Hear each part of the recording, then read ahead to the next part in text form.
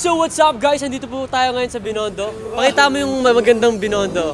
At pakita mo pinanagagwa po ang mga tao sa Binondo. Self-proclaim.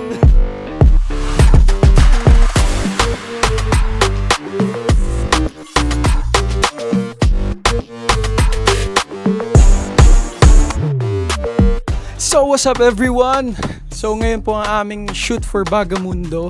So ang araw ngayon ay December 20. So nagpo-photoshoot namin ng mga materials, contents, and mga photos na ipopost namin para sa nalalapit naming comeback. So as you can see, tinitake na namin ang mga visualizers and nasa likod ang boys.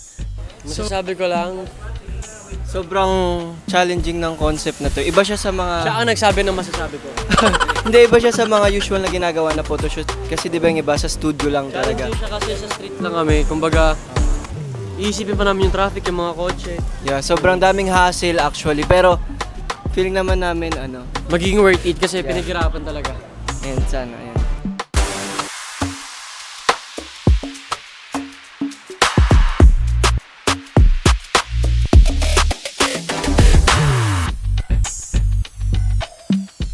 Ayun na, actually patapos na kami.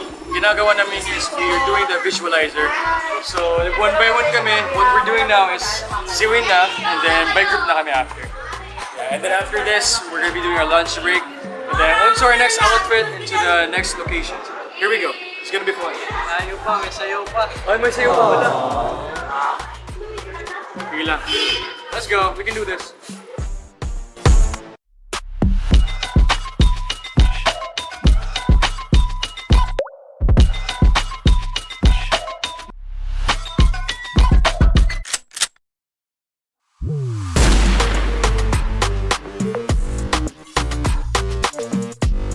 Kanina pa kami nagpipikunan ni Mix. Nagkakainitan na sila ng ulo dalawa. Kanina pa sa Akala ko kasi yato niya may blood ba? Sabi ko wala. Tinatanong ko kung may panglahatan pa na shoot. Sabi niya wala daw.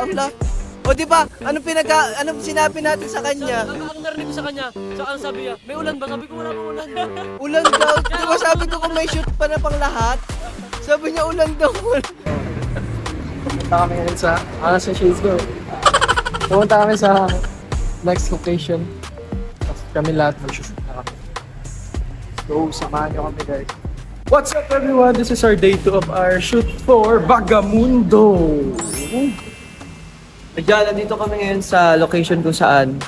Hindi rin namin alam kung nasan kami. Pero, tingnan nyo naman yung vibe, di ba? Bagay na bagay sa kanta. Ito na ang aming gang. Mamaya kasi may riot kami. May laban kami sa susuran. Hi Guardian! So ayan, nandito na nga kami sa Makati para sa aming second shoot. Ito na yung outfit namin. Let's go! For tonight. Bali, ano na ngayon? 5 na ata or magsi-6? 6 na ata eh. 6 na. PM na ata. So ayun.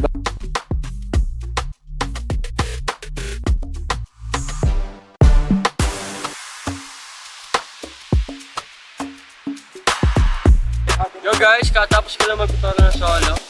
Parang gusto ko pa, parang bitin eh. Yun, abangan nyo kasi worth it to and doon ko naman ma-appreciate it guys. So let's go guys.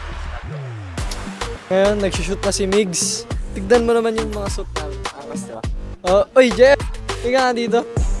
Oh, angas guys. Oh. Pakita mo yung maasim lang pero maangas. Excuse me. Magpapanguha pa tayo. Guys, alam niyo ba pinapump yung muscle ko? This one. Alam nyo, kung may tatanungin kung sino pinakamaasim, ito yung Kapal mo na. Halika dito, magkamuyan tayo ngayon. Magamoy. Magamoy kasi matatalo. Gumanong ka. Wala ka dire. Ang itim. Guys, kilala niyo ba si...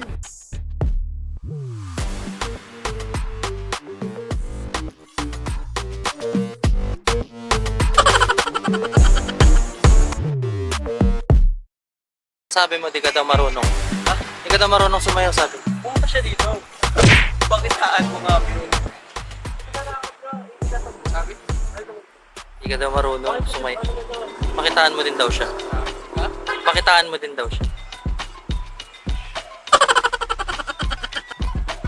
Hi guys, this is our second location pala. And solo-solo na kami. Waiting na lang kami kasi super stiff dito sa Makati kaya one by one. Para hindi masyadong halata. And then right after this one, I think, mag-visualizer kami and then dinner. And then, wrap up kami. Let's go!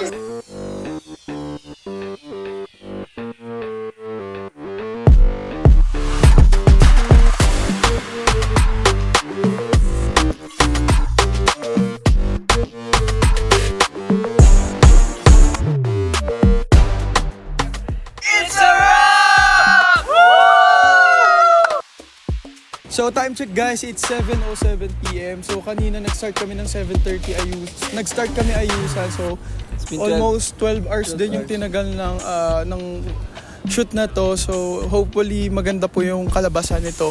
Makikita po natin yan. So Overall, we had fun. Diba?